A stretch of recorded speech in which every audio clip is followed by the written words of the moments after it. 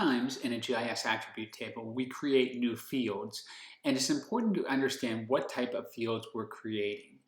Also associated with this is the naming convention, which is very stringent for these fields. So if we're putting a new column or field in the attribute table, it can be no longer than 13 characters, it can use only letters and numbers, no special characters, and it must start with a letter. Let's start with what a binary field looks like. A binary field is based on a bit, which 8 of those together is called a byte. So this would be 1 byte down here representing 8 bits, all of them 0, which would mean the value is 0.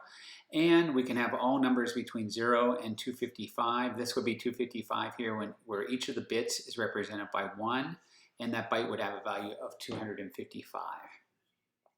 So that's 1 byte, right? People have probably heard of a megabyte, which is 1 million of those bytes.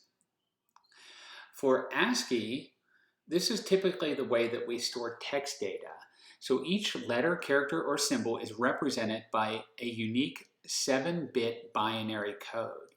So for example, for the capital letter C here, that would be represented by 10000011.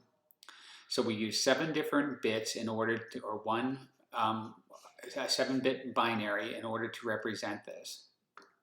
So then we can see, like if we were trying to represent C, capital A, capital T, we would use 67, as we can see here for the C. This is for the A, and this is for the T, which would be represented by this number of bits.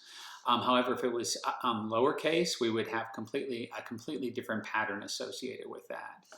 And we can also sort of represent numbers as ASCII, where each one of these numbers, the 1 is represented by the 49, the 4 is represented by the 52, and the 8 is represented by the 56.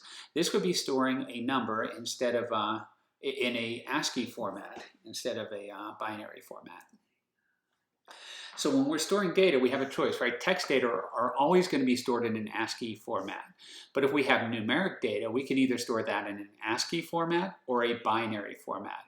The advantage of storing numeric data in a binary format is that it's more efficient typically, and also we can do calculations with it if it's in a binary format, but not if it's in an ASCII format. So generally binary is preferred for numbers. As an example, here is the number 106. If we were going to store this in an ASCII format, we'd have to store this as 3 different bytes, one for the 1, 1 for the 0, and 1 for the 6. Whereas in binary format, we can just store that as these 3 different bits here. So it's much more efficient to store 106 in a binary format than an ASCII format. So a single byte can have a value from anywhere from 0 to 2 to the 8th, and so that's going to at -1, so that's going to be 255 different choices. We have that. If we go up to 2 bytes, that's 2 to the 16th instead of 2 to the 8th. 3 bytes is 2 to the 26th. 6 bytes is 2 to the 23rd. And we can see by the time we get up to 6 bytes, we're up at 4.3 billion different combinations.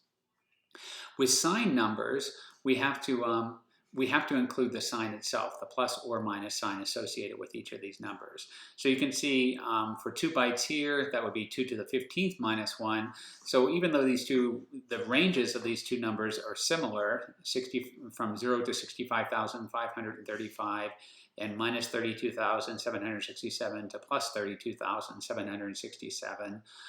This one is signed, so it's centered on 0. This one begins at 0 and only moves in the positive direction. So another thing we have to consider is integers versus float. With the float number, the float number is typically stored in scientific notation, and neither one can be stored in scientific notation. So this is 3.2957239 times 10 to the 4th. This 10 to the 4th means we're multiplying this number by 1,000, or 1 with 4 zeros after it. I'm sorry, that's 10,000, 1 with 4 zeros after it. So the other way of thinking of that is we can move the decimal place 4 places in this direction, and we would end up with 32,957.239. So binary is easy for storing whole numbers. When it stores these decimal values, it uses the mantissa and the exponent. The mantissa is this portion of the number here. The exponent is this fourth, and it's assumed to be to a base 10. So for this example here, we have the same number, right? 3.2957239, that's the mantissa. And then E04, that's the exponent, and that would be equal to this number here. This can also be signed if we put a negative number before this part, it means this whole number is negative. But if we put a negative number before the exponent part, that means we move the exponent 4 in the other direction. So we end up 1, 2, 3, 4. We end up with our decimal point here, and we would have 0.00032957239 as our number. One thing we have to consider is the precision of our float. Sometimes we use single float numbers, and sometimes we use double float numbers. And at first, it's not just a matter of how many places we have after the decimal point, because once again, we're raising this to a power in the end. So if we have a single precision number that is 3.2957239 times 10 to the 12th, that would end up being represented, if we wrote it out, as this number here. And we can see what's happened there, right? It's a big number, but we're just kind of rounding all of these last numbers because our decimal place didn't go any further. If we have a double precision floating number, then we can go all the way out to something like this. And this is once again e to the 12th, just as the former example was. But now if we move this 12 decimal places, it ends up here, and we get this big number, 0.723. So we have much more precision with this double precision number, but it also takes up more storage space, of course. So database files are typically defined by whether they're ASCII or binary, how many bits of storage are allocated in order for them to be, and then whether they're integer or floating point. The definition limits the values that can be stored, right? They're just, if it's single precision versus double precision, the double is going to allow more precision to be stored. And it's important to match the type of storage with the requirements for what your data is. So if you do need that extra precision for your data, you need to use double instead of single. But once again, you want to try to minimize your storage while making sure all your potential values will fit within those fields. For example, if we just made an ASCII text file, a field with 10 bytes of information, we wouldn't be able to put in something as long as the entire name of Mississippi because it has 11 letters in its name.